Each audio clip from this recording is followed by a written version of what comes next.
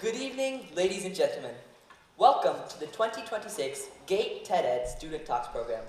For those of you who don't know me yet, my name is Shamik Raj, your lead host for tonight, which means I've been trusted with a microphone, a stage, and the responsibility of setting the tone for this event. No pressure. Before we do begin, we would like to thank and recognize some special guests in the audience.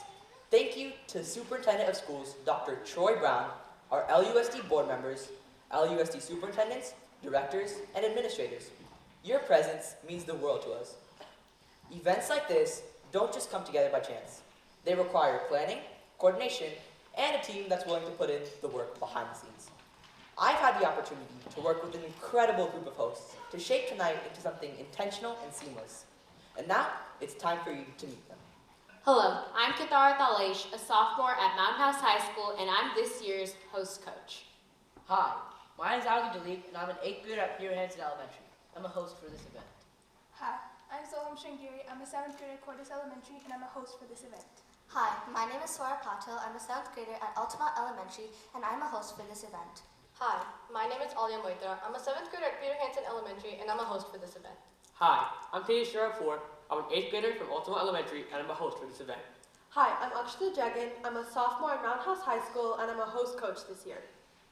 Thank you. Now that you've met the team behind the flow of tonight, let's turn our attention to the event. Tonight is about ideas that are surprising. Ideas that might surprise you. Ideas that require you to sit straighter in your chair just to understand them. The voices you're about to hear didn't just memorize a script. They built something, refined their thoughts, and chose to share them up here with all of you guys. So tonight, we're not just listening politely, we're reacting, we're engaging, we're thinking, and sometimes we're also laughing out loud. Before we do finally begin, we have a few quick reminders. Please stay quiet and engaged during the entire event. There's no photography or videoing during the event. I know, your phones can take a short break. Also, if you absolutely do need to leave, please use the back doors quietly. We are recording live and don't want photobombing, guys. And don't forget, the GATE Showcase winners will be announced at the end, so stick around to celebrate their incredible work. I will now leave it to my hosts, Swara and Alia, to introduce the first segment. Thank you, guys.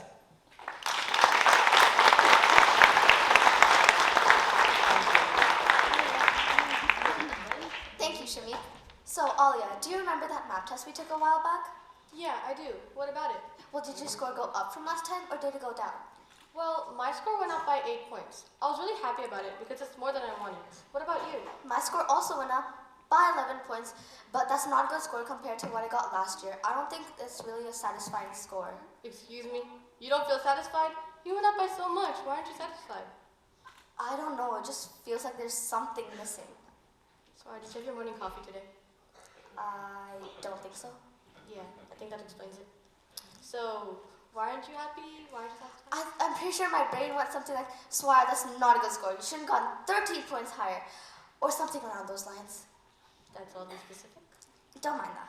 But sometimes we don't feel satisfied. Our brains start to doubt our abilities, often making us desperate to fulfill a goal that seemed to have come out of nowhere. It's constantly trying to prove something to this world. But what? A talented 8th grader has decided to answer this question for us. Please welcome to the stage with a huge round of applause, Sanjana Karthik.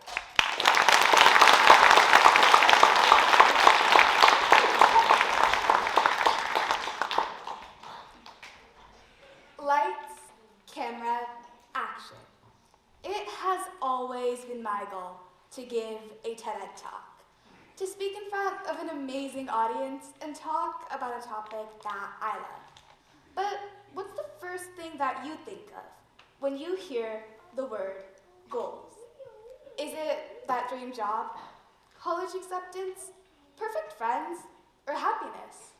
Well, believe it or not, many of us spend much time chasing down goals often linked to this external idea of success, hoping that the accomplishment can fill our lives with happiness.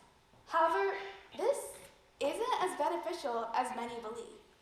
Books have always been my version of paradise, but lately, in the countless books I've read, I've come across a chilling pattern. No matter how much each character achieves, it never ends up being enough. There's always that next thing, another goal, another mountain to conquer, another title to claim, another what's next. In the process, their happiness and sense of achievement were shattered. And in that absence, the feeling of being insufficient grew from that constant chase. And slowly came the descent of these books, from being my favorite novels to nightmare-like warnings, as a scary realization came that these characters and what they were going through were a mirror of ourselves. Our obsession with achievement has turned goals into a trap of constant pursuit for what's next, robbing us of our joy and our sense of accomplishment. Only redefining our view of goals can help us break free. Imagine you spend all of high school obsessing over your dream college, and you get in. You're happy for a week, but then, what do I do after graduation? Can I even land a job? The goal you had for 4 years was shattered in a single week. The finish line changed from getting into college to a starting line for what to do after. The achievement feels pointless because your brain has set a new target, and this isn't a fault in you or your goals. A study conducted by Brickman shows it's something called hedonic adaptation. Your standard of enough changes after any achievement. That should be life-shattering goal turns into the new normal, making you find simpler or smaller things less enjoyable. But instead of questioning the system, we assume the problem is us. I chose the wrong goal. I'm ungrateful. I'm too passive about what I want. But it's not. The problem is with the system. What if the goal wasn't a destination, but a direction? The horizon is an ideal symbol. You can try moving towards it, but you'll never reach it. And it's not tragic, it's the point. To reframe our thinking, we need to shift from our original mindset to this new one, which I like to call the horizon reset. The first shift is redefining success as direction, not destination. Change the old mindset that when I achieve A, I'll be successful, to the horizon reset with, if I'm moving towards something I value, then I'm successful. Instead of I need to land a job, try I'm exploring new paths for my career. By attempting to reach a far goal, you can't succeed often. But when you're moving in one direction daily, you can achieve success every day. The second shift is viewing goals as compasses, not contracts you're bound to. Change the old mindset that goals are paths and altering them is failure to the horizon reset, with goals being compasses that give direction and should change as you grow and change. Try asking yourself regularly, is this goal still something I want to pursue? Permit yourself to move. Tell yourself, I'm not quitting, I'm just updating my stance. Celebrate changes. My aim was altered by something I learned, and that's growth. Suffering comes from rigidity. Resilience is created by flexibility. The goal isn't to try consistently at one thing, but to move towards what matters to you, which can change. The third shift is realizing that happiness and satisfaction come from the pursuit, not the achievement. Change the old mindset that the reward is the destination and the work is the price to get there, to the horizon reset, with the work being the reward, and the pursuit is you spending your life. Try asking yourself, did I move towards something I value? Redefine effort. Instead of I have to study, try I'm exploring new paths for my career. Observe growth. Instead of I'm not where I want to be yet, try I'm better at this than I was before. You'll only be happy for 1% of your life if you're only happy at achieving goals. But if you're satisfied with progress, you can be happy every day. The finish line isn't stationary. It's always moving, and that's not a fault in you or your goals. It's how our brains function, leaving you with two options: chase destinations, reach exhausted, and instantly look for the next one, or select an aim that you value and find happiness in progress. The problem is solved once you discover that the goal was never a destination to reach, but a journey to aim for. You don't need to arrive at the horizon to succeed. All you need to do is face it. This week, I encourage you all to try this. Select a goal that's been making you feel insufficient and ask yourself, what does this goal mean to me? Redefine. I don't need to reach stars. I just need to pursue them with passion. And observe. How does it feel to measure success by effort rather than distance? The horizon isn't taunting you with how far it is. It's inviting you to move towards it. Thank you.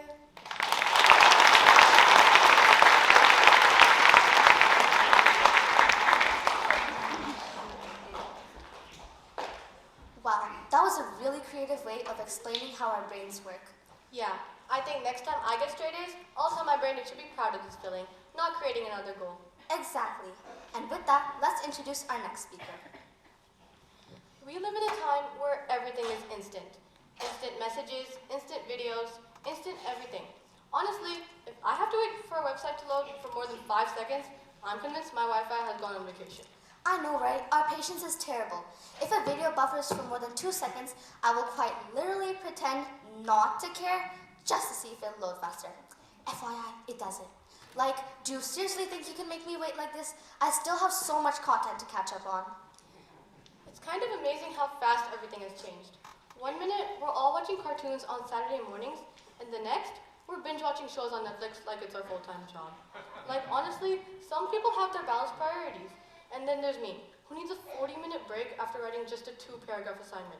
My brain goes, we did it, now let's celebrate by doom scrolling for the next 2 hours. I know, right? My vision of getting things done is knowing I should be studying while I'm actually half zoned out thinking about who knows what. And don't even get me started on multitasking. I can manage to scroll through my videos and ignore my homework all at the same time. It's a real talent, I promise. Yeah, sure it is. But our next speaker is going to share a perspective that's relatable, thoughtful, and super real for all of us. Please welcome to the stage, Samita Shekhar.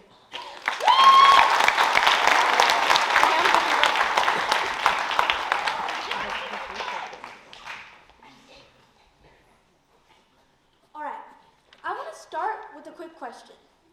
Raise your hand if you've ever opened your phone to check the time, and 40 minutes later, you're watching a YouTube short and you have no idea how you got there. Yeah, me too. Somewhere in that scroll, I blinked and lost a whole year of my life. Good evening, ladies and gentlemen. My name is Samita Shekhar, and I want to talk to you today about why your brain wasn't built for this century. And that's the truth. Our brains were designed to hunt mammoths, not scroll Instagram. But here we are, cavemen with Wi-Fi, trying to survive in a digital jungle made of notifications, emails, and urgent calendar invites that are never urgent. Your brain is ancient hardware running modern software. Evolution planned for survival, not TikTok. See, back in the day, your brain had one job: keep you alive. It was constantly scanning for danger, reading the room, and storing essential data, like that berry, poison, that sound, tiger, that guy with the big stick, probably Dave. Don't mess with Dave. Fast forward 10,000 years, and we've swapped tigers for text messages. Now, that same ancient system freaks out over a "we need to talk" text from your boss. Same panic, different predators. Neuroscientists even have a term for this: the mismatch hypothesis. The idea that our brains evolved for one world, but we live in another. We've upgraded our environment faster than evolution can keep up. It's like trying to run the latest Android software on a Nokia flip phone. The point is that two incompatible things are forced to merge. It may technically work, but things will start smoking. Let's talk notifications. When your phone buzzes, your body releases cortisol, the stress hormone that helped your ancestors run for their lives. So, in a way, every notification is your brain yelling, "Run! There's a saber-toothed tiger in your inbox. Let's do another quick check. Hands up if you've ever checked your phone even though it didn't buzz. Exactly. That's your ancient scan for danger system. Only now the danger is FOMO.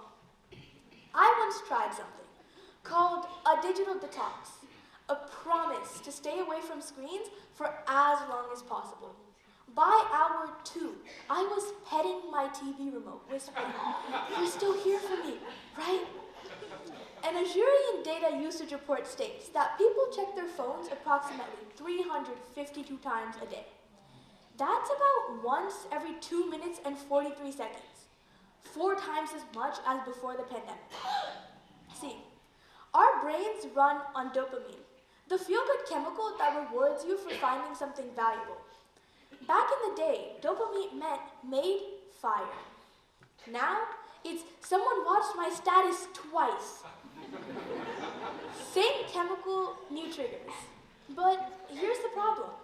We're getting dopamine hits all the time, for everything. Your brain used to save that stuff for actual survival.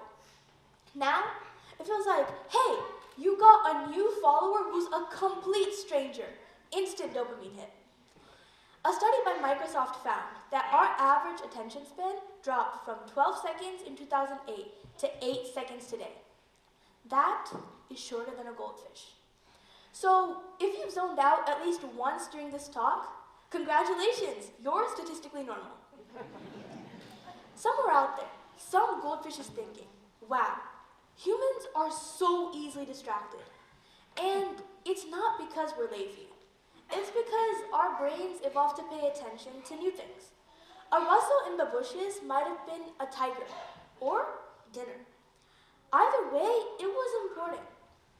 Now, the internet is one endless bush rustling.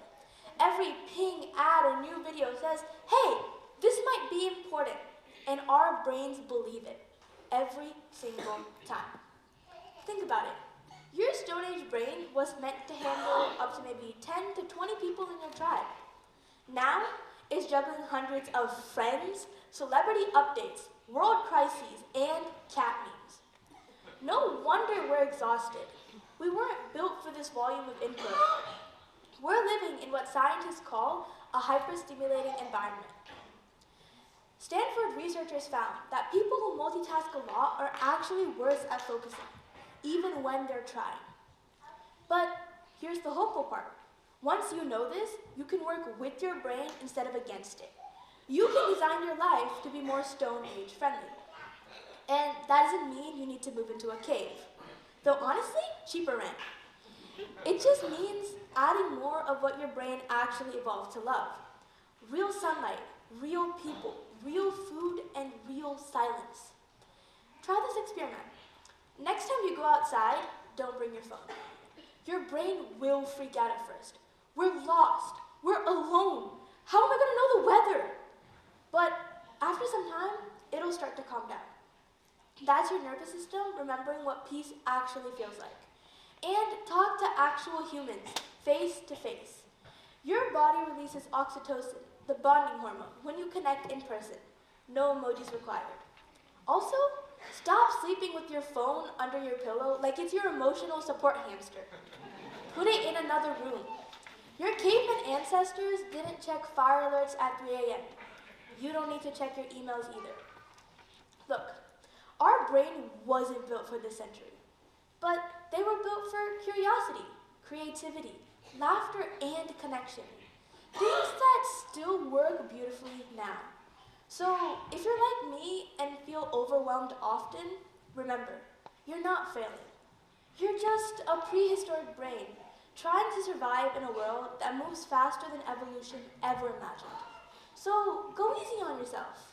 Go outside, touch grass, hug a friend, and maybe, just maybe, let whatever short you were watching run without you this time. Thank you.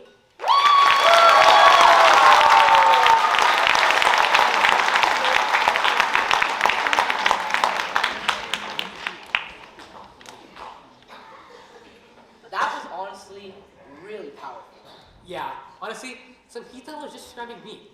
I'm suddenly rethinking a lot of my life choices.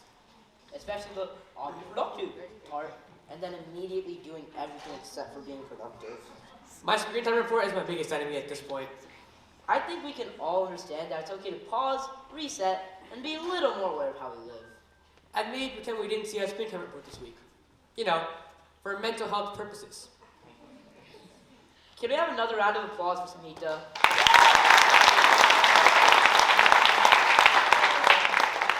I would now like to call upon our lead host, Shamik, and our coaches, Kitara and Akshita, to the stage.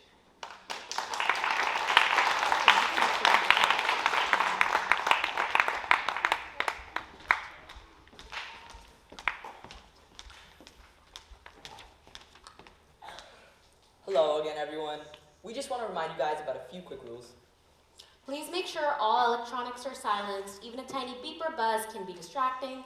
If you absolutely need to leave, please use the back doors quietly. We are recording today and want to make sure everyone gets the full experience.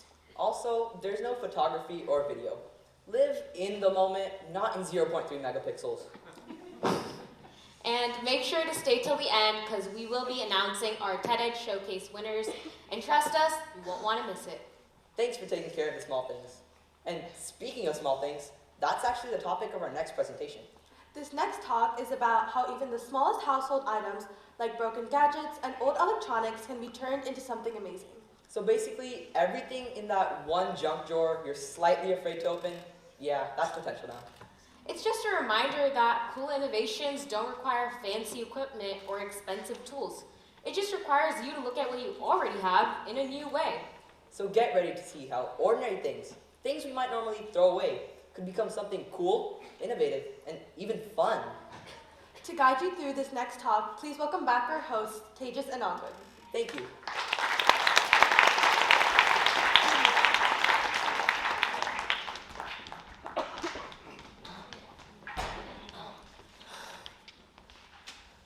Oh, good. I'm gonna have to buy a new phone. This one just broke.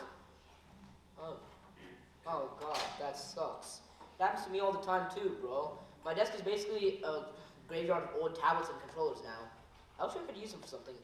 Maybe build a robot. Maybe next time we'll be the ones inventing phones that actually last. But for now, we've got a presentation to see. Our next speaker knows a thing or two about how things work. Whether he's hitting the books or coming up with new ideas, he's one of the brightest in the grade. Please welcome classmate, scholar, and future tech genius, Neil Bose.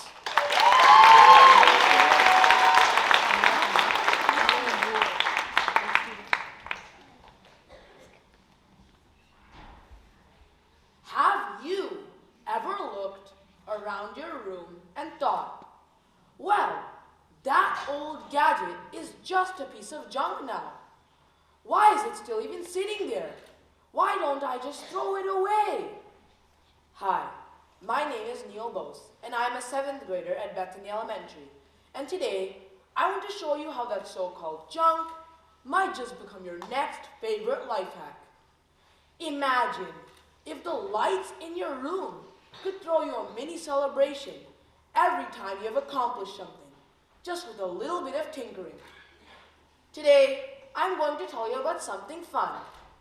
Over time, I've realized that even the useless pieces of junk around the house can actually become useful if you try to put a little effort into not ignoring them, but understanding them instead. Therefore, today, I want to tell you about how utilizing even the smallest things in life can bring you joy if you just put a little effort into not ignoring them, but understanding them. Let me tell you a story about how I always try to find useless gadgets, old toys, or unused wires around my house, and try to stop ignoring them for once to find a good use for them. But it's not just me that can do this. You can do this too. You just have to think about the old, useless things around your house that you either don't use anymore or are just sitting somewhere in the back of a drawer or a closet. And try to pay more attention to them to embrace their potential capabilities when they can actually have a purpose in your house. Ever since my kindergarten days, I have always had this habit of finding random pieces of technology around the house that my parents had forgotten about and seeing what they could do. One day, My parents had purchased a mini fingerprint reader for my grandma while she was here in the US with us during COVID and had to access her bank account using some type of biometric remote banking. But after she went back to India, we hadn't had much of a use for it in a long time. So it's just been sitting there in the back of our drawers, useless and forgotten. Well, guess what? I have always wanted to log into my PC faster. So I kept on asking my parents to buy me a new computer with an inbuilt fingerprint sensor so that I could log into my PC faster and more efficiently without always entering that long PIN. But just then, I remembered about the exact fingerprint sensor which I can now reuse for this exact task. So after a little bit of programming and installing the proper drivers, I got it connected to my PC and turned it into something I use every day. Isn't that awesome? Suddenly, this useless gadget became a super handy tool. And here's the thing. This isn't just about my fingerprint sensor. It's about all those little things that we overlook. Well now, you must be wondering, how much useful items do we discard on average in our households? What is the value of such items? And how much money can we save just by making these items useful?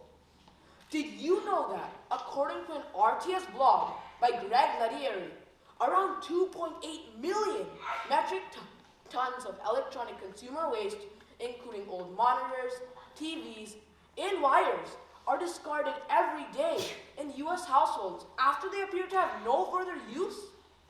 Additionally, according to a United Nations University study for global e-waste, around 70 pounds of e-waste worth about $50 to $60 is generated in US households every year. That's a lot of treasure just going into landfills if you ask me. And all that waste doesn't just have a price tag, it has an ecological impact too. When we throw away electronics, we are adding to pollution and letting harmful substances seep into the environment. And this adds up to a whopping $2 billion worth of e-waste generated in the US annually. Isn't that a lot? Considering that most of these things just go to waste instead of being recycled. Therefore, going forward, when you go to throw away or discard an unused household item, just think about the positive economic or ecological impacts you may be a part of just by reusing or repurposing that item. Your order of action from now should be to reuse or repurpose, then consider recycling if you cannot reuse, and never, and I mean never, discard into a landfill until you've considered its potential uses. You know, sometimes even the smallest changes in how we look at the junk around us can make our lives a little bit more fun, a little bit more inventive, and a lot more meaningful. And who knows, maybe reusing these items again could bring you the joy you haven't had in a long time. Thank you.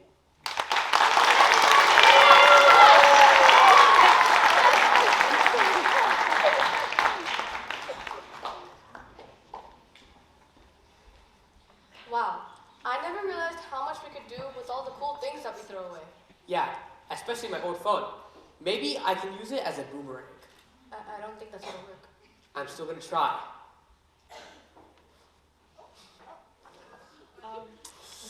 I'll find another use. Yeah. Anyways, hey, Alia, have you ever been to one of those Mountain House concerts? Oh, yeah, those are like the best. I go every year. Wait, I just realized something. What? Those don't exist. I was thinking of something else. Right. I've definitely never been to those. What are you talking about? Then why did you say you had? Well, because you sounded so confident, and I didn't want to be the only one who hasn't gone to those amazing concerts that I didn't even know existed. And that's kind of the point. We've all made something up or trying to fit in when something just doesn't make sense or doesn't even exist, like an event. And that's what this upcoming talk is about. How other people secretly influence our own choices. So, to understand the hidden science behind everyday decisions, Please join us in welcoming Hitachi Poturi.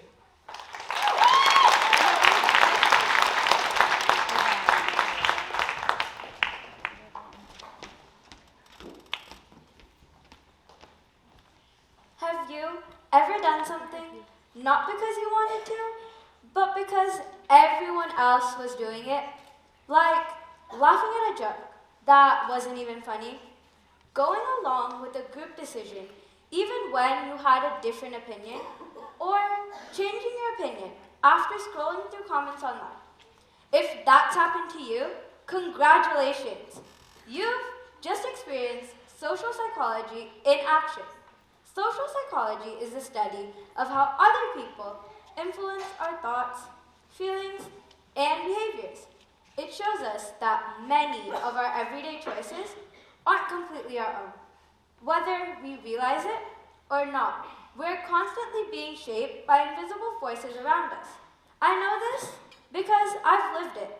For a long time, I trained myself just to fit in. In school, I paid close attention to what was considered normal, what music people liked, what opinions were popular, what jokes everyone laughed at. And slowly, without realizing it, I started changing myself to match the group. I laughed, even when I didn't think something was funny. I agreed with people, even when I had a different opinion. Sometimes, I didn't say anything at all. Not because I had nothing to say, but because I didn't want to stand out. I thought fitting in meant being safe, and being safe meant being accepted. There were moments I went home and replayed conversations in my head, wondering why I hadn't spoken up. I knew what I thought, but I let the group decide for me. At the time, it didn't feel like a big deal. It just felt easier. I realized it wasn't weakness or indecision. It was social pressure. My brain is doing what it's wired to do: avoid rejection and seek belonging. Once I understood that, something changed. I stopped seeing my choices as something unplanned and started seeing the invisible forces behind them. That understanding gave me something I didn't have before: awareness. I began noticing when I was agreeing just to agree, when I was staying silent just to avoid attention. And slowly, I started making different choices. Not louder ones, not dramatic ones, but honest ones. I began standing up when something didn't feel right. I began liking what I liked, even if no one else did. And that's when I realized something important. Thinking for yourself doesn't mean never being influenced. It means knowing when to trust the group and when to trust your own voice. Let me show you how powerful social psychology can be. In the 1950s, a psychologist conducted a famous experiment.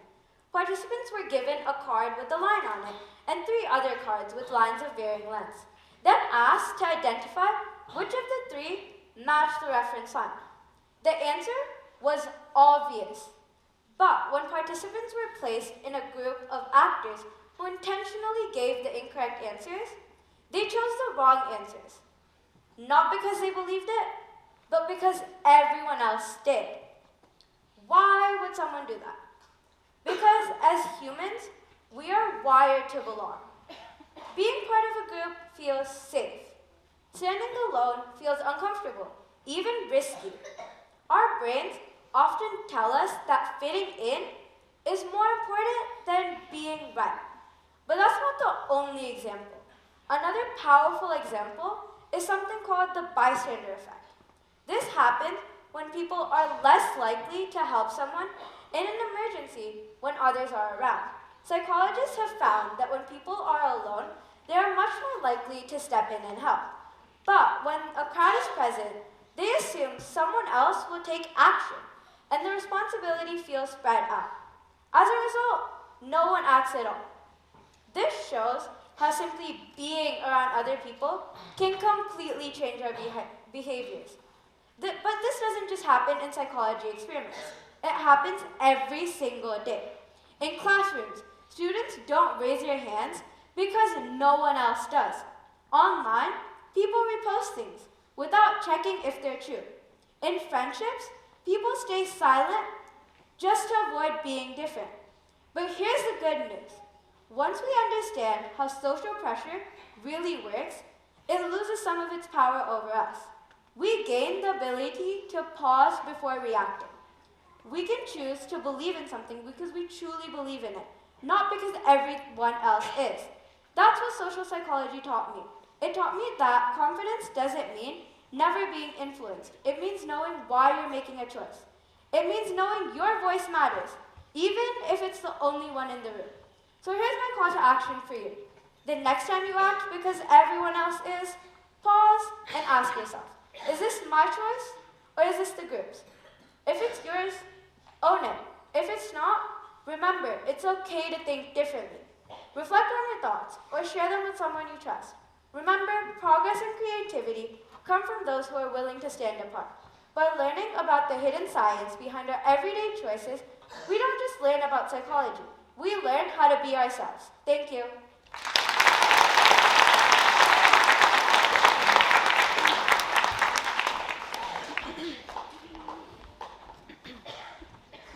Wow, I never realized how much my friends influenced me. Yeah. Now the next time my friends say everyone's doing it, I'm gonna hear Hiteshi's voice in my head. Turns out everyone's doing it is not a good reason to do anything. Yeah, I want my choices to come from my brain, not from the group chat. Speaking of the group chat, do you want to get pizza after this is over? Everyone else said they're going. I was gonna say it's because you said everyone, but now I think we'll go work on my project instead. Wow, independent thinking in action. Hiteshi would be proud. And on that note, let's keep the ideas going. Hey Swara, did I tell you? The last time I tried to use AI, I tried to make it to draw up a picture of me. But guess what? It replaced my hands with my feet. And artists are worried about those taking over their jobs? Yeah, well, they are getting better every day though. Creativity is like an oasis in a desert, and it's drying up fast. Funny you should bring up the desert imagery. Why do you say that the world without creativity is like a desert? Well, in a world without creativity, everything would always be the same. Just like how every dune in the desert looks the same. That's terrible. What can we do about it? Well, according to our next speaker, Sarah Chandapillai, we can save creativity by being intentionally idle, or in other words, being bored on purpose. Well, that should be easy. I'm always bored without trying. Please welcome Sarah Chandapillai to the stage.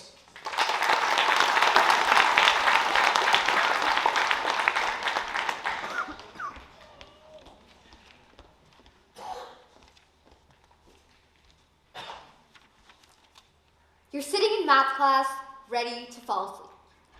You're zoning out, you're looking out the window, and suddenly you think, hold up, what if the moon is a giant cheese ball? That's creativity. Those strange, unexpected sparks that seem to just come out of nowhere. And for the longest time, that's what made us humans different. But lately, it feels like those sparks are getting fewer and fewer. We live in this world of scrolling, notifications, AI, and constant communication. And somewhere in all that noise, creativity just started to fade away. Hi, I'm Sarah Chandapillai, and I just want to thank my parents and my friends quickly for the journey that they brought me through. I would not be here if it weren't for them. Now, before we get started for real, show of hands. Who here has used AI before? ChatGPT, Gemini, whatever. Okay, yeah, pretty much all of us. And if you didn't raise your hand, are you sure you're being completely honest with yourself? Either way, you're not alone. Let's talk about what's happening today. Technology, especially AI, has completely changed how we think about creativity. Everyone knows about how AI is changing the engineering field, but did you know that in the past few years, 45% of authors have admitted to using generative AI to write at least part of their stories? There's even an AI actress named Tilly Norman now. She's not a real person. She doesn't even exist, but she looks and sounds like she does. She doesn't eat, she doesn't age, she doesn't argue back. She's practically every producer's dream employee, except, the fact that she isn't real. At first, obviously, it's fascinating. I mean, that's incredible technology right there. But it also raises a big question. If AI can paint pictures, compose music, or even act, then what's left for humans to create? When someone like Tilly enters the entertainment industry, it doesn't just replace one person. It replaces an entire team. The photographers, lighting crews, makeup artists, costume designers, scriptwriters, and even the actors themselves. Gone. An entire team of creative people who bring human stories to life are being replaced by algorithms. This shift in mindset is already having a huge impact. Whole industries, from media to film to design, are being reshaped or replaced. And for everyday people like you and me, it's changing how we think. Instead of figuring out things for ourselves, we turn to technology right away. We just pull out our phone and ask ChatGPT. Instead of using it to spark creativity, we're using it to skip creativity. And that's really dangerous. And there are facts to support it. In a study published by the American Academy of Neurology in 2014, it shows that older adults who engage in creative activities in their earlier years were 73% less likely to have cognitive decline. The decline of creativity in today's world isn't just a vague idea or concept that we have. This is a real problem that is facing our world right now. When we try, fail, and discover something on our own, we engage our minds to work in a way that it usually doesn't. When we let AI do all the creating, we lose that process. And when the process goes, so does our curiosity. Here's where I want to flip the conversation a bit. Because don't worry, it's not all doom and gloom. It might sound, well, absolutely crazy, but the best way to be creative is to do nothing about it. Now, before you think I'm telling you to drop out of life and nap all day, I'm sorry, I wish, but I'm not. I'm also not telling you that AI is bad. It's not. It's here, it's powerful, and it's not going anywhere. The trick is learning how to use it properly instead of making it do all the work. And one of the best ways to do that is through something called intentional idleness. That's when we slow down on purpose and give our minds a break so that it can wander, daydream, and make new connections. Now, this isn't the same as laziness. Laziness is avoiding effort because you don't care. Idleness is creating space because you do care, because you know that your mind needs that quiet time to spark new ideas. There's a study from the Academy of Management Discoveries in 2014 that shows just how powerful this really is. In this experiment, participants were split into two groups. One group copied phone numbers from a directory. Simple. And the other just read them aloud. Super boring, right? At the end of 30 minutes, both groups were given a brainstorming session. And guess which group came up with the most creative ideas? The one that was more bored. Doing nothing helped them be creative. Boredom forced their brains to wander, and it started connecting dots that it literally didn't even see before. This restlessness was literally how I ended up writing my TED Talk. After staring at a blank Google Doc for what seemed like hours, I decided to finally take a break. I think I was walking my dog when suddenly it just hit me. No AI, no writing assistant, just me. And that's what made it feel truly mine. If we want to bring back creativity, we need to slow ourselves down and think again. Because that's what AI can't do. It can't wonder. It can only respond. It can't feel. It can only reflect. And that's what makes humans so different. So the next time you feel like you have to fill every quiet moment with something, don't. Let your brain wander. Think. Imagine. Because, as the great Winnie the Pooh once said, never underestimate the power of doing nothing. Thank you.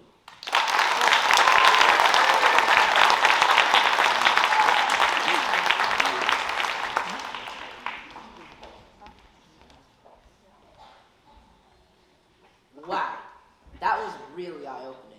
I always thought boredom was the enemy, not the hero. Same here. I thought my superpower was multitasking. Turns out I might be staring at the ceiling. Sarah reminded us that with AI everywhere, our creativity is more important now than ever.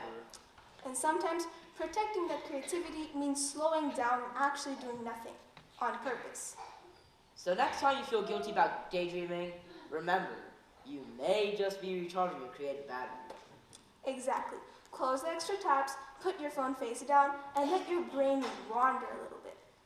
Thank you all for being such an engaged audience. And once again, a huge thank you to Sarah Chandapillai for showing us how intentional idleness can bring creativity back.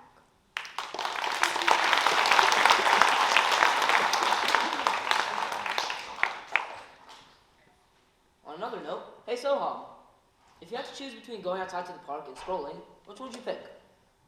I would pick scrolling. Sometimes when I'm outside with people, I always get asked questions that I don't know how to respond to. Really? What kinds of questions? Something like, hey Soham, how was school today? Like Emma's supposed to say, it was super fun. We danced with pink fluffy unicorns and had tea parties on rainbows. When in reality we had a pop quiz. What? What? No. Where did the unicorn come from? A YouTube short I saw 2 hours ago. Okay. But I have to agree with you. Every time I go outside, and even when I'm asked the simplest questions, I always feel like I have to give a whole entire speech. When we get addicted to our phones, our social skills plummet like unicorns falling from the sky. Are you laughing? No. What was that? Nothing. Don't worry about it. But really, why are we like this?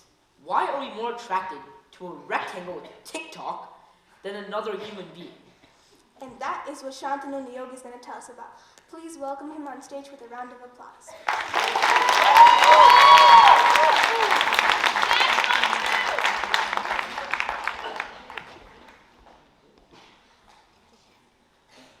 Before I start talking, I want to give you a few seconds to do whatever you want. Go ahead.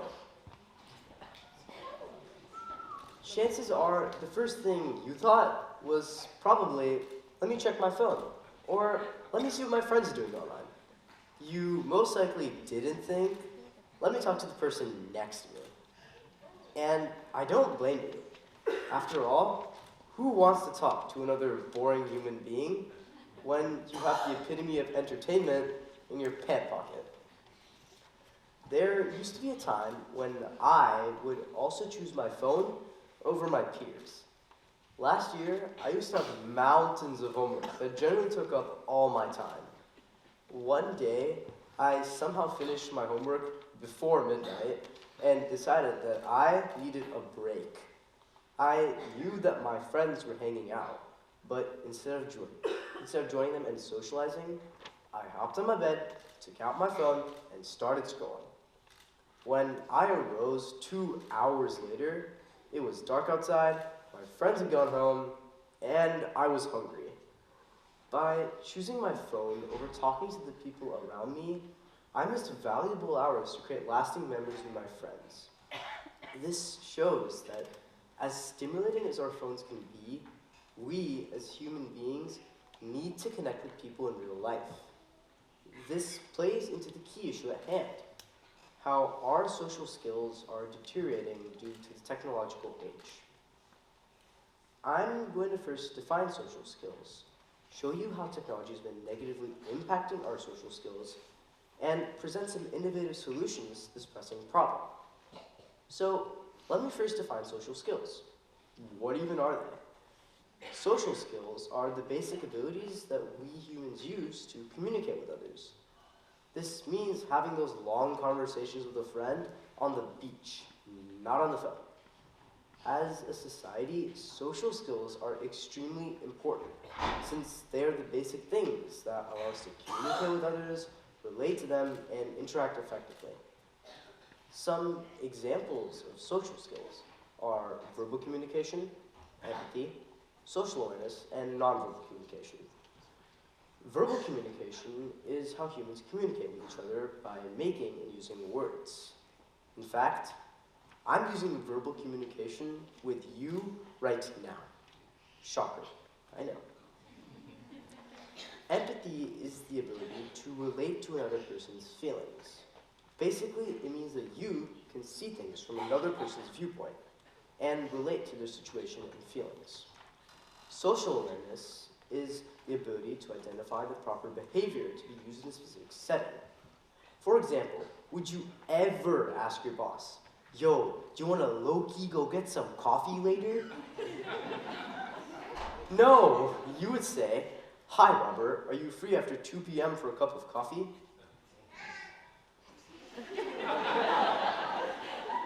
Nonverbal communication is, like verbal communication, pretty self-explanatory. It's how humans communicate with each other by not saying anything, like using facial expressions or body gestures. Without our nonverbal communication skills, it would be nearly impossible to tell if someone's words were fitting with their actions. Just think how hard it would be to tell which one of your amazing friends stole your prized Snickers bar. Okay, so now we hopefully know what social skills are, but where does technology come into play? The answer for that is in your pocket, your smartphone. We really love our smartphones. I can tell you from experience that we kids and teenagers love our phones a lot more than your average Joe. Just try taking a phone from a kid and see the reaction. According to the CDC, we kids spend about 4 hours per day on our phones, and that's excluding school-related work. Adding school-related time on gadgets, we kids spend about 9 hours per day on their phones. In comparison, the average baby boomer, 1946 to 1964, spent around 3.5 hours on their phones. In a span of 3 generations, we've nearly tripled our screen time usage. And that's no coincidence. From 1946 to 2026, technology has seen leaps and bounds of change, which is why instead of tuning onto the radio for entertainment, we lounge on our couch and open up Netflix. So, what does all this increase in screen time even mean? Frankly, our increased screen time is causing a noticeable decline in how much we get to use our social skills. Now that humans have started to shift into communicating online instead of communicating in person, we don't get the chance to read and use body language as much either. Now, I have a pressing question. What happens if our social skills keep deteriorating? Well, humans were born as social beings.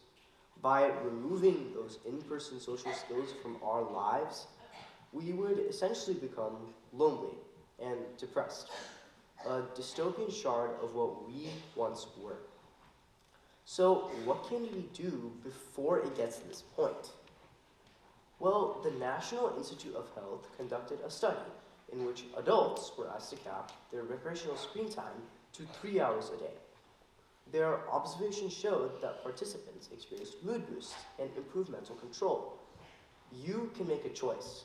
Put down your phones at social gatherings and family dinners, and instead talk with the people around you in real life rather than IRL.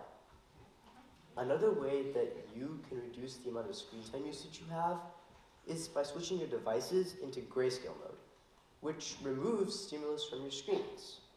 That way, you get more opportunities to socialize with the people around you more often.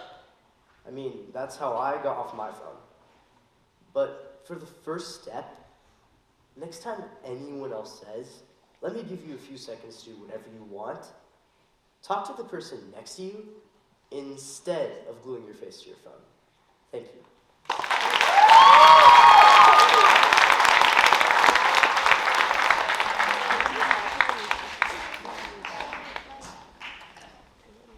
Wow, what an amazing speech. I know. I'm suddenly more motivated to talk to an actual human being, rather than play Candy Crush on my phone. Whenever you... Okay, never mind. But I have to agree with you. Talking verbally with people is vital, both for our health and our social skills. Speaking of our social skills, do you guys remember that amazing idea I had before about locking our phones in a safe? No. We are not doing that.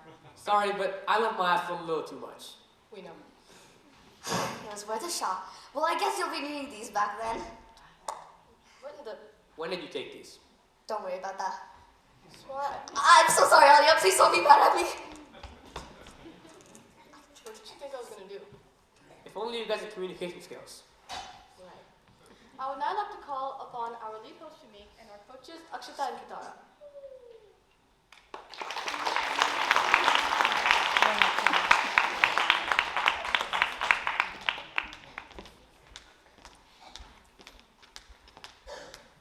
Hello again, everyone. Did you guys miss us? Yeah? Yeah? Okay. Anyways, this is just another quick reminder to help keep the room focused. Please stay quiet and fully engaged. We know the host dialogues can be really, well, let's say creative, but let's leave the commentary to the stage. Your attention is the best way to support us, and we promise it's worth it. Please make sure your devices are silenced and avoid side conversations. Even small distractions can make it harder for others to focus. Let's work together to create an environment where everyone can listen and be heard clearly.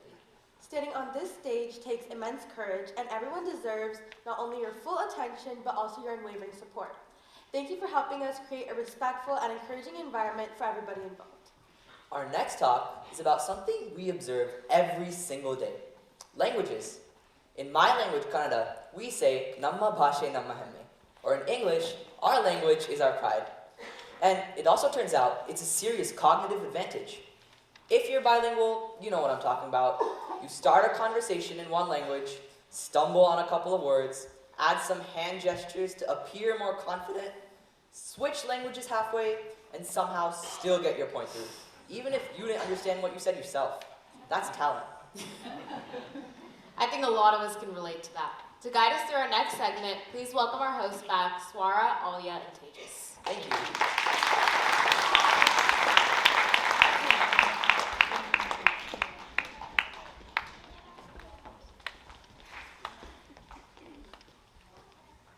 Alright, have you guys ever tried learning another language just because Duolingo guilt-tripped you with that angry owl? Yeah, I don't really think he likes me. I gave up on my Spanish lesson, and I think he somehow hacked into my phone and started sending me creepy notifications to remind me of him.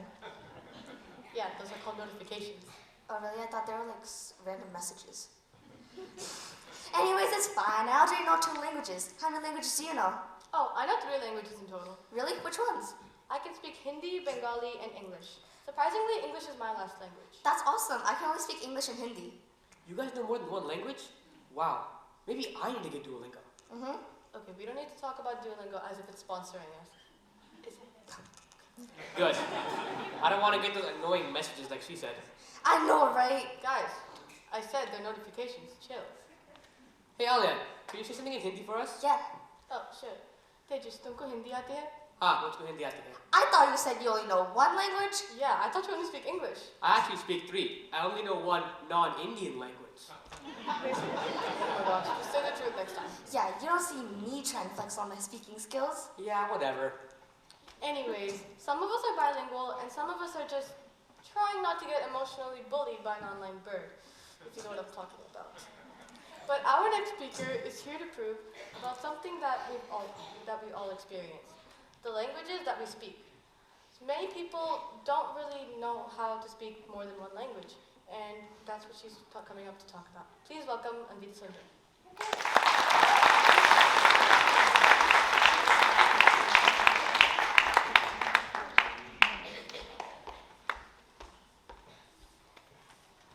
Think of it like this. Who here likes cranberries? Yeah, to be honest, not a lot of people do. Well, maybe except for some of us. Just because it's healthy does not mean you have to like it. But who here likes fruit punch? If I'm being real, who doesn't like fruit punch, right? But guess what? Cranberries are actually in most fruit punches, and many people don't know about this either. This is just like languages. Learning one can have some positive effects on your cognitive abilities, but learning another can make those effects even sweeter. I mean, smarter. Actually, both. Hey everyone, my name is Anvita Sundar. I'm an 8th grader at Peter Hansen Elementary, and today I'm here to talk to you about the benefits of a bilingual brain. Something that has quite literally been living in my head rent-free. Speaking 2 languages doesn't just help increase your confidence and approachability to more people, it strengthens your brain while making it more flexible and healthier as you grow older. Now let's do a quick poll. How many of you here can speak more than 1 language? Yeah, come on, raise your hands. Don't be shy. I will too, because I can speak 2 languages. If you can speak 2 or more languages, your brain is getting a serious workout every single day. It's almost like doing mental push-ups without even breaking a sweat, because you probably didn't even feel it. But if you don't speak 2, hey, no judgment. There's still time to upgrade your brain. Now, a quick vocab check. Being monolingual means you know one language, and being bilingual means you know two. Pretty simple, right? But here's the wild part. Back in the mid-20th century, some scientists actually thought that being bilingual was more of a defect than a gift. And some people still think that today. I mean, can you even imagine going up to your parents and telling them, "Mom, Dad, I'm not confused, I'm just cognitively advanced"? I mean, that's just crazy.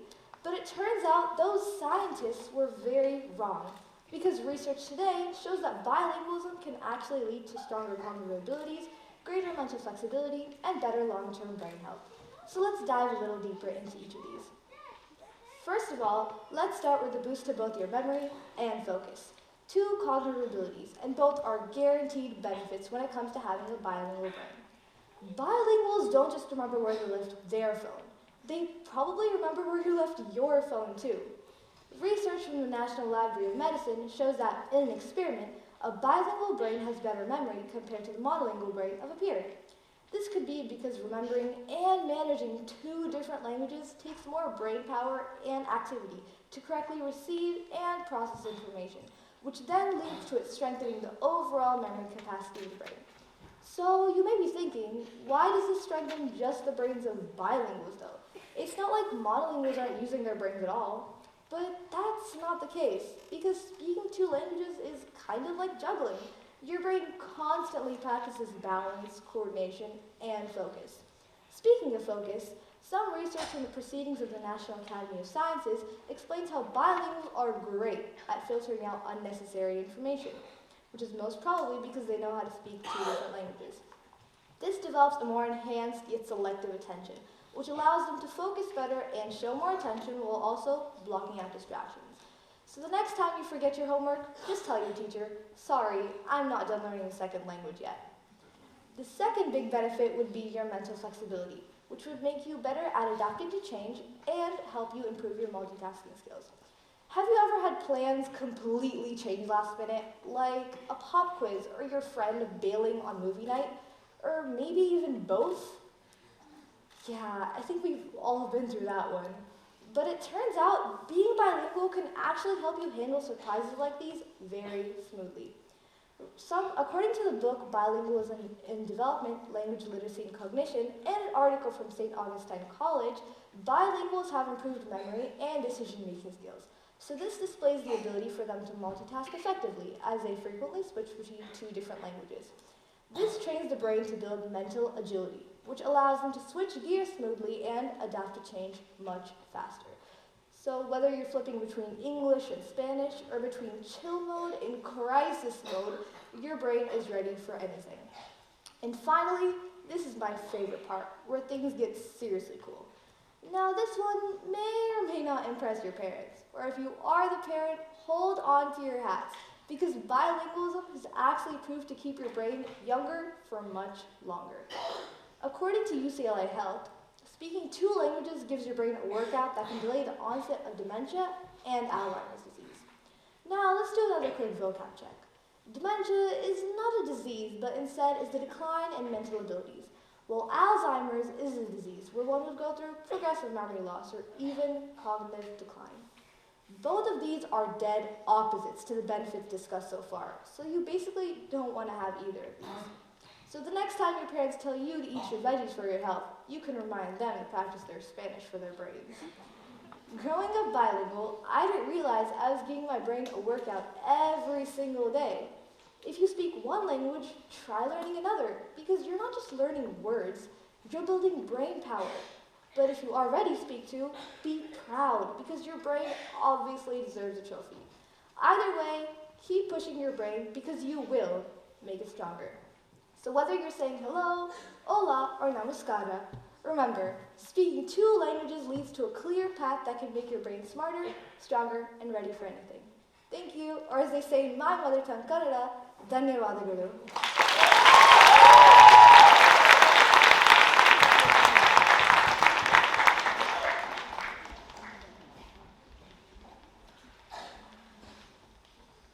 All right. Thanks, Anvita, for showing us that speaking more than one language isn't just cool. It's basically a free gym membership for your brain. Yeah, honestly, I think my brain just leveled up. I might even try learning another language. Same. If learning a new language keeps my brain younger, I'm starting tonight. By tomorrow, I expect to be a genius. Well, good luck with that.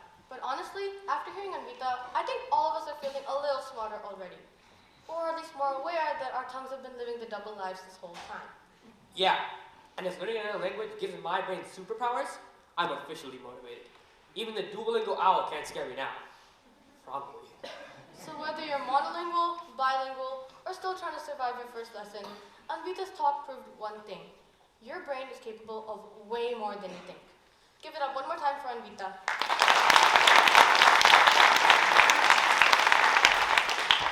Hey, did you guys finish that math homework yet? I'm planning to start mine as soon as I get back home. No way. I'll do it later. Do you guys even know what it's due? I'm pretty sure it's due next week. Actually, guys, the teacher just announced it. It's due tomorrow morning. Tomorrow morning? Oh, I'm going straight up to finish it for sure. I'll still do mine later. But it's due tomorrow. Why wait until the last second? It's due tomorrow, not the next minute. I still have plenty of time. Seriously? I still have time is exactly how you ended up typing that last essay at 2 a.m. Hey, that was not my fault. I actually needed a break. 5 minutes on my phone, max. Yeah, and 5 minutes turned into an hour. Then you have to go and get a snack. And then you decided that you work better under pressure, so why start now? Exactly. It's about the vibe. Besides, what if I wake up at 5 a.m. and finish it then? We both know you're just going to hit the snooze button and try to do it on the way to school. It's a never-ending cycle. We spend more time making excuses than actually doing the work. Okay, maybe the vibes plan isn't the best strategy. But is that last-minute rush something we can change, or is it just how we're wired? Our next speaker is a 7th grader from Julius Cordes Elementary who wants to talk about something we've all done, staring at a blank screen as the clock ticks towards midnight. She believes that the habit of putting things off doesn't have to be a permanent lifestyle. Please welcome Aditi Girardi with her talk, Procrastination, Just a Phase.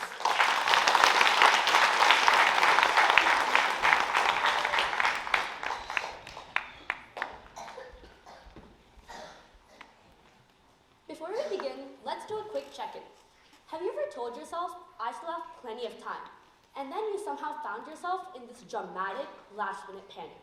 You're organizing your notes, typing frantically, and flipping through pages like you're competing in a race. Weeks ago, you told yourself, I still have plenty of time, and today, you are sitting at your desk, and you're finishing that homework assignment, studying for that test, or doing that project late at night, right when it's due. We've all had that relatable, stressful feeling. When the clock is slowly ticking towards midnight, your brain suddenly forgets everything you've ever learned, and you make a vow to start earlier next time. But that's a promise that always somehow magically vanishes into thin air. If you've experienced any of these, that's procrastination in action.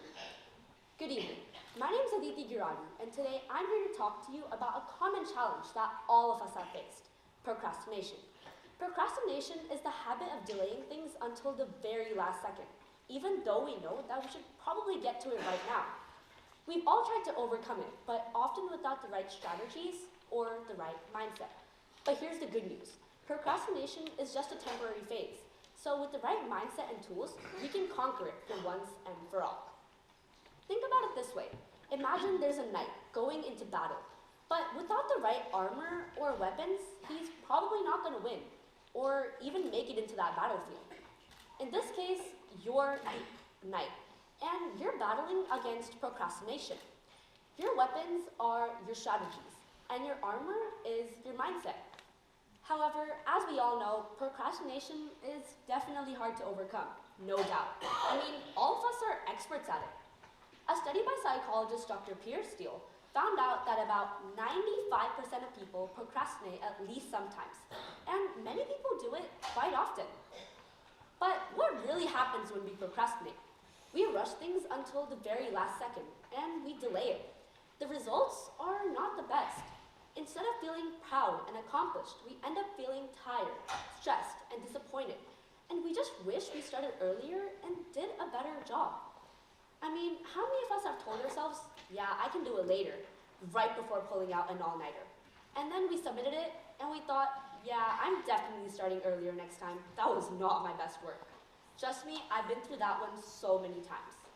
But what does procrastination even affect in the long run?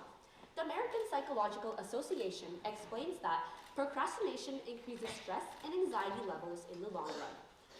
Students who procrastinate are more likely to feel less confident about their work, sleep less, and have lower focus levels overall. Basically, they're helping turn their future selves into sleepless people, fueled by midnight panic and late night coffee. Waiting until the very last second gives your brain less time to actually understand and process the information. Rushing the work also means rushing your memory, meaning that you won't remember that much. I mean, would you rather do something beforehand and actually thoroughly remember the concepts, or do something at the very last second and not remember anything from it? Probably the first one, right? And there's more to it. Psychologist Risha Sarois has shown that procrastination is heavily associated with hypertension and heart diseases. The relationship is actually pretty simple. Procrastinators are likely to put off important tasks, like going to the doctor, getting their blood pressure checked, or getting regular exercise, all of which could lead to more health complications eventually. So really, procrastination isn't just about delaying your homework. It's also scheduling stress, canceling sleep, and sending your future self a heartfelt note that says, good luck, you're gonna need this. But the best part is, procrastination is not permanent. Studies have shown that it's actually temporary, which means it can be conquered. I mean, if procrastination was an Olympic sport, all of us would be champions. First place, guaranteed. Now, the number one most proven strategy is using the 5-minute rule. Commit to working on something for just 5 minutes, because once you begin, the resistance decreases, and over time, starting earlier becomes easier. Another proven strategy is breaking bigger tasks into smaller chunks. Teresa Amabile and Stephen Kramer's Progress Principles study from 2011 found that smaller tasks can actually boost your momentum and your motivation. Let's say that you want to write a report. Instead of telling yourself that you need to write that entire report right now, break it up into smaller pieces. For example, open the document, write a title, or just brainstorm. Small tasks can feel much more achievable, when big tasks can feel overwhelming, which can trigger avoidance. A third strategy that is actually really common is time management. But unlike the common misconception, time management isn't just about planning your day with to-do lists and timers, but it's also about managing your focus. Now, procrastination can be solved with time management, but there's a few ways to do this. Number one, focus on doing one task at a time. Imagine you're trying to cook 3 new recipes at once. You'd constantly have to go back and reread directions, which would make you much more prone to mistakes. Commit to doing just one thing at a time, because finishing one thing before another can lead to better results. Second, reward yourself. Habits are built through a continuous cycle of cue, routine, and reward. Give yourself small rewards, like a 5-minute break, or just a mental high five.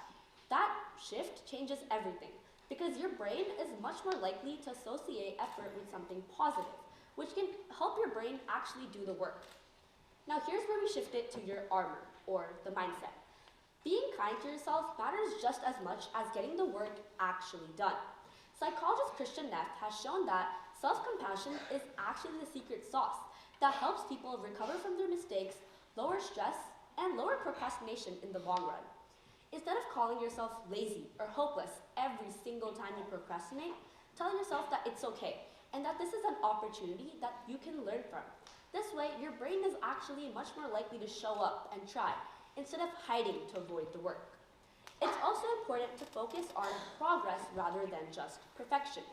Give yourself permission to create a messy first draft, because you can always improve something that you've started on, even if it's not your best work, but you can improve something that you've never worked on. So procrastination is definitely a bad habit, but it's not permanent. With the right behavior and consistency, you can definitely beat procrastination, because we can do anything. So the next time you want to delay something, don't. Just get to it and start somewhere, anywhere, because that first step is your path to real success, better focus, and less stress. And that is your win in the battle against procrastination. Thank you.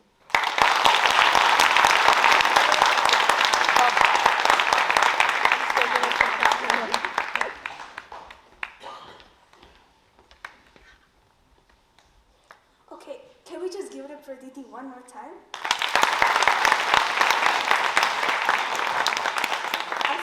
she just called out my entire life story in 5 minutes. Like, seriously, I was sitting here feeling so caught up by typing frantically at midnight description. I had been that person, fueled by nothing but panic in a dream. Yeah, and the good luck note to her future self, I usually just leave a sorry buddy note to my future self and hope for the best. But seriously, her advice was so solid. That 5-minute rule is a total lifesaver. It's much less scary to say, I'll just do 5 minutes, than I have to finish this giant project right now. Exactly. And I loved what you said about self-compassion. Like, instead of beating yourself up for being lazy, just give yourself a mental high five and try again. Plus, she's right. A messy first draft is better than no draft at all. You can't fix a blank page. So let's all try to be a little nicer to our future selves tonight.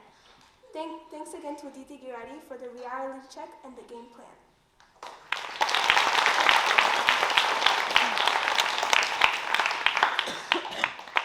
I would now like to summon our lead host, Shamik, to close the event.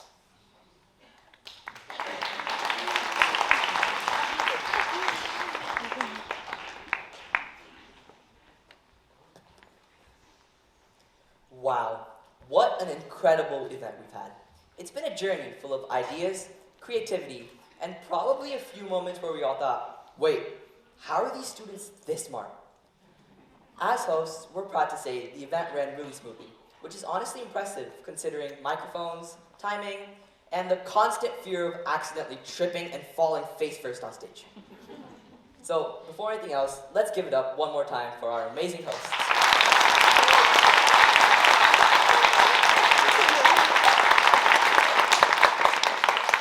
Today showed the amazing dedication and efforts of everyone here, from the inspiring talks that made us see the world in different ways to the innovative presentations in the GATE Showcase. Each presentation made this event really meaningful. Let's give them a huge round of applause.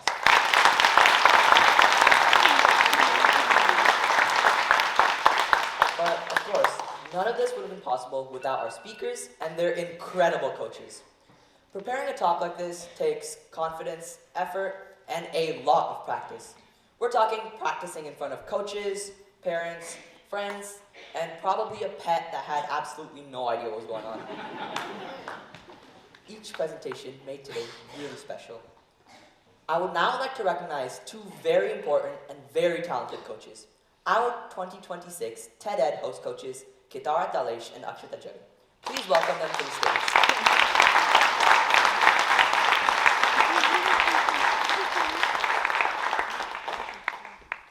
And now, it's the moment I believe we've all been waiting for. It's time to announce the winners of the 2026 GATE Showcase. These creators impressed us with their creativity, originality, and projects that were honestly so good, they might belong in a museum. Before we announce the winners, let's remember, every participant that participated today should feel proud. It takes courage to share your ideas with the crowd, and today, every person made this event meaningful. Without further ado, let's announce the winners.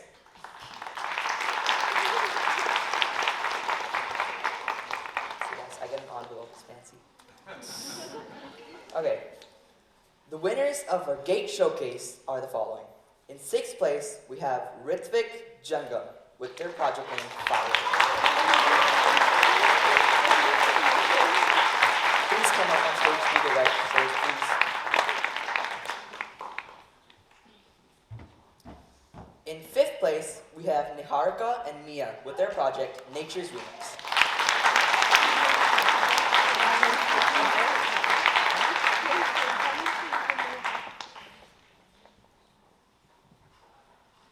In 4th place, we have Arjun and Ratan with their project Road Safety.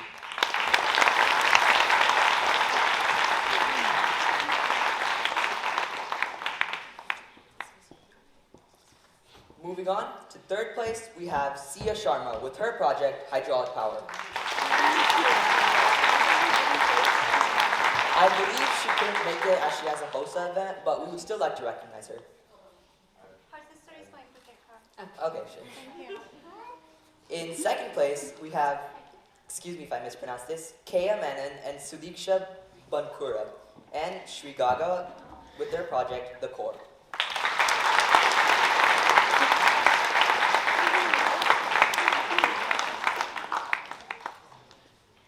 And in first place, we have Avisha Banerjee with her project, The Alchemy Club.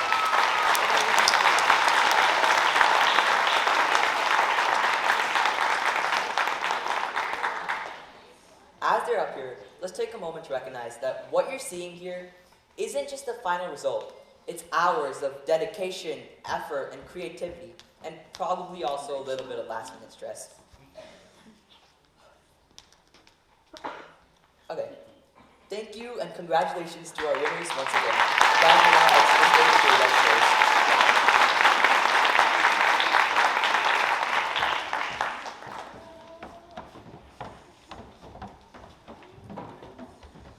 And now, my co-host coach, Akshita, and myself wanted to take a moment to reflect on what an incredible journey this has been. From the very beginning, the planning meetings, to seeing this event come together, it has been amazing. Trust me when I say this. It has been amazing to watch these incredible group of individuals grow in talent, teamwork, and confidence. Behind the scenes, there were many rehearsals, timing adjustments, and script edits, and plenty of oops moments, where we were all just trying to figure out what to do. And that's what made this process so much more meaningful. We also want to thank our amazing host team. Each of you brought something unique to today's event, and it was a pleasure to be working with you. So please step up as I call your names. Thank you to Tejas, Soham, Swara, Allgood, and Alia.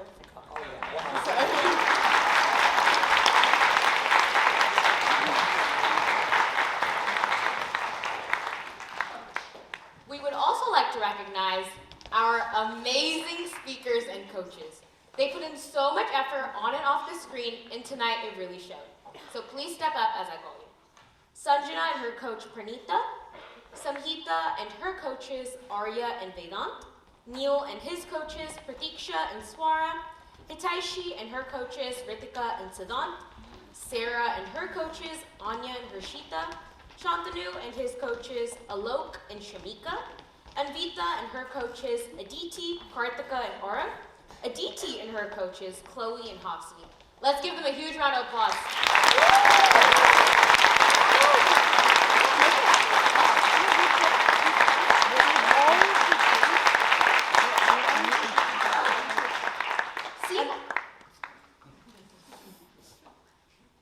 And of course, last but not least, thank you to our lead host, Shamik Raj.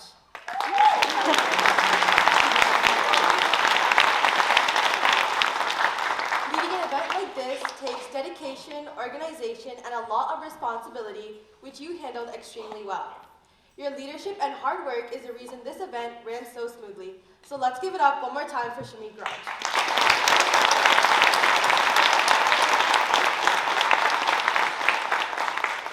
Seeing all of you step up on stage has truly been amazing.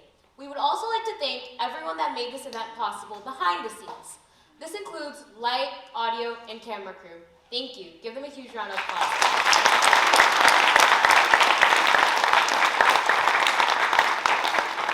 And now we're passing it back to Shamik to close our event. Seriously, like Kitar said, presenting in front of a crowd this huge isn't easy. Some of us just hesitate to raise our hands in class, so being on the stage and giving a talk is honestly pretty impressive. If today proved anything, it's that curiosity and creativity could lead to big ideas, and that big ideas don't have an age limit. They just require the courage to share them. Before we fully do conclude, we would like to recognize and thank two absolutely incredible people. Our gate coordinators, Mrs. Hamilton and Mrs. Hinton.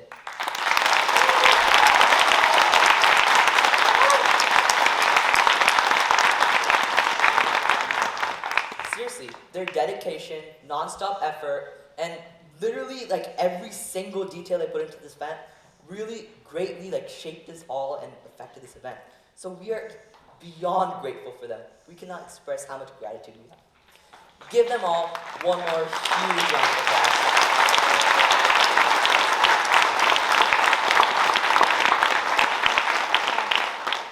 We would also like to recognize and thank all of our GATE teachers for guiding us GATE students throughout this GATE year and helping us improve and build new skills.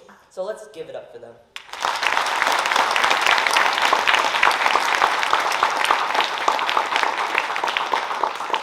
And finally, thank you for being such a wonderful audience and being here to support all of us. With that, we bring our 2026 GATE TED Ed event to an end. Thank you.